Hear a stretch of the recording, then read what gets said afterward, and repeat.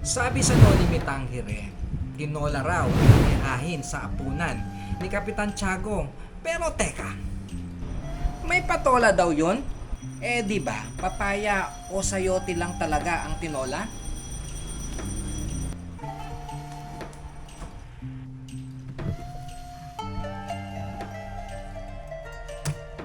So naisip ko, subukan kaya natin gagawa o magluluto tayo ng tinola na may patola.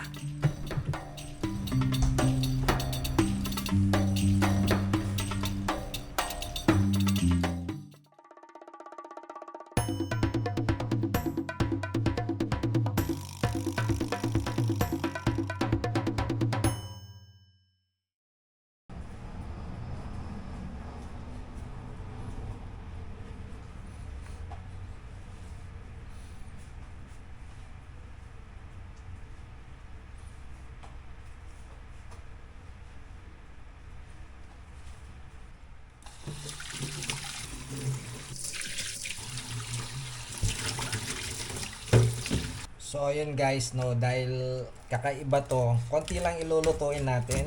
Baka hindi kasi kainin ng mga bata.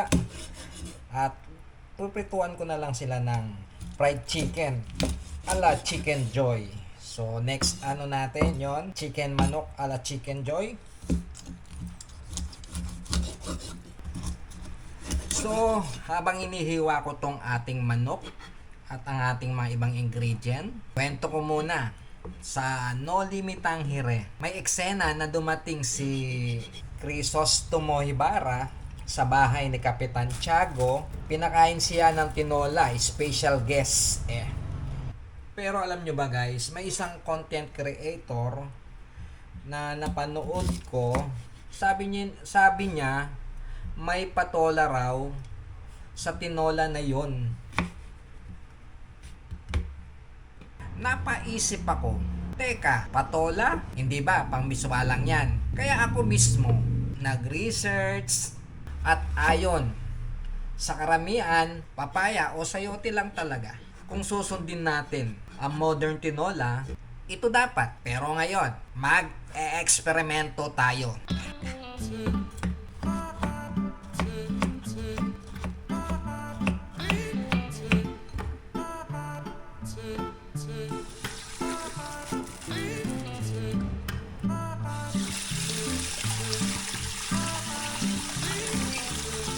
So ngayon, bago tayo mag-umpisa magluto, siyempre ipakikilala ko muna isa-isa yung mga gagamitin natin. Baka hindi kayo pamilyar sa tinola.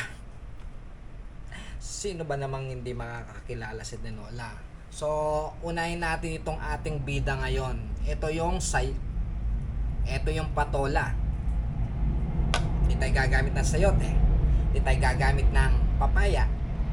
Kundi patola.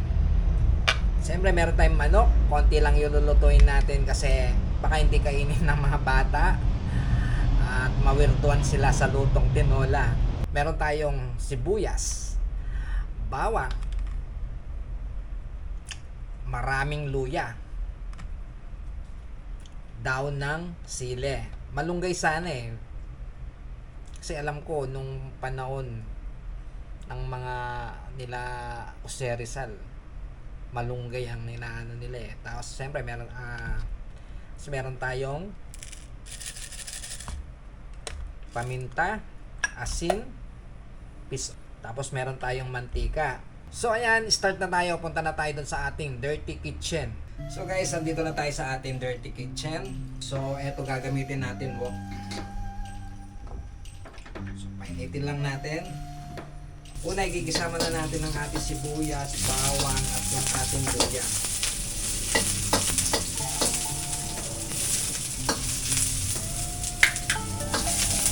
Classic yan sa tinola base. Ano? Pasok?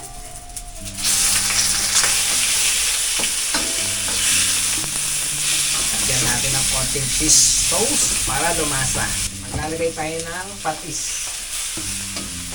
Dahil ako lang kakain nito, hindi naman kakain si Jowa, pwede ako magpatis.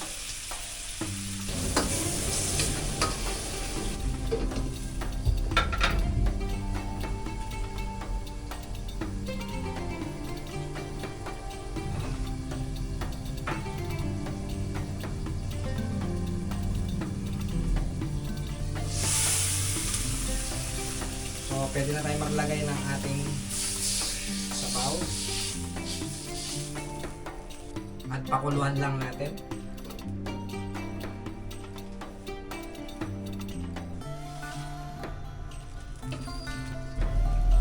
Seryoso, never ko pa talaga na-try ito ha. Para sinasala ko pa yung alaala ni Rizal habang inahalo ko to. Baka nagkamali lang yung top writer noon. Kaya patola yung nabanggit. So pwede natin tikman kung anong kulang sa alat.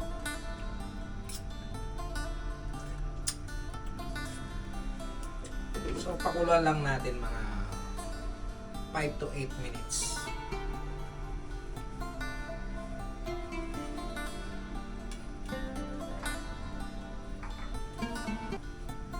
Ayan na, moment of truth, patola sa tinola. Pinauso ko na ito ngayon ha, mga kabayan.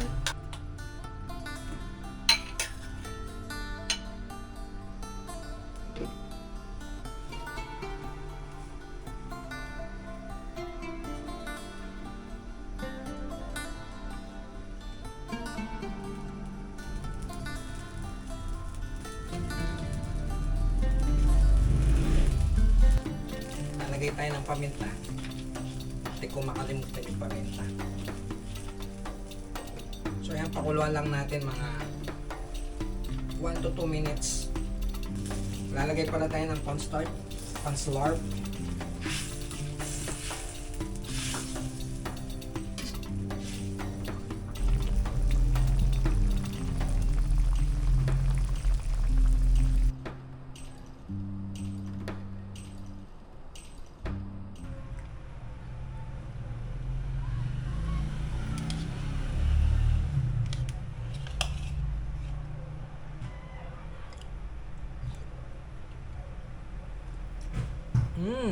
Teka lang. Isa pa.